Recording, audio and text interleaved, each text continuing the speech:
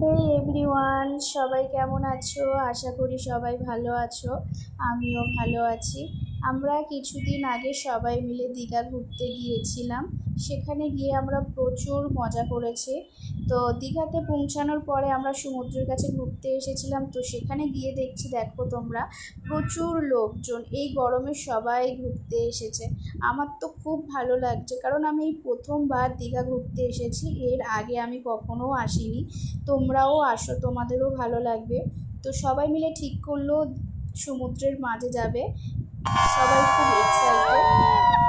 এই বৃষ্টি আসতে ভাই, বৃষ্টিটা জোরে আয় এই সময়। না না, তারপরে আমরা চলে গিয়েছিলাম দীঘার সব থেকে আকর্ষণীয় জায়গা জগন্নাথ মন্দিরে, যেটা নিউলি ওপেন হয়েছে।